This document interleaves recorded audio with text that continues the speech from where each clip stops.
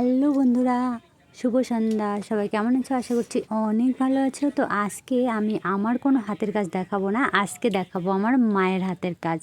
হ্যাঁ বন্ধুরা, একদম মায়ের হাতের কাজ মানে অসাধারণ। এই যে দেখতে পাচ্ছ মাটি দিয়ে সুন্দর করে উনুন তৈরি করছে, এগুলো আমার মা করেছে। তো এখন প্রায় সন্ধে হয়ে গেছে, আমি বাড়িতে এলাম, এসে দেখছি মা উনুনগুলো বানিয়ে রেখেছে। এখনও তো কমপ্লিট হয়নি, শুধুমাত্র শুরু করেছে। তো একটা ছোট করেছে, ছোটটা করেছে আমার ছেলের জন্য। আমার ছেলে কিছু রান্না করবে, মা যখন রান্না করে গিয়ে বসে থাকে, তো সেজন্য আমার ছেলে বায়না করেছে বলে আমার ছেলের জন্য একটা উনুন বানাচ্ছে। আর এইদিকে দেখতে পাচ্ছ এই যে মাটি দিয়ে করে রেখেছে, এগুলোর উপরে হয়তো হাঁড়ি বসাবে, মানে হাঁড়ি রাখবে।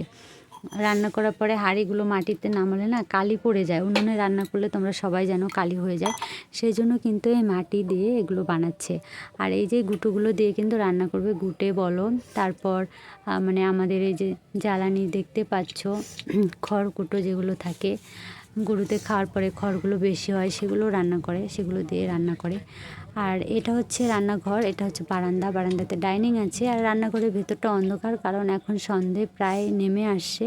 আমি ভেতরে ঢুকিনি, লাইট জ্বালাইনি, বাইরে থেকে ভিডিও করছিলাম তাই। আর বারান্দার পাশে কিন্তু উটেগুলো দেওয়া আছে, আর এখানে মা উনুনগুলো বানাচ্ছে। তোমরা কে কে উনুন বানাতে পারো? আমি তো এখনও পারি না। তো আমার ভিডিওটা কেমন লাগলো অবশ্যই কমেন্ট করে জানাবে। সবাই ভালো থেকো।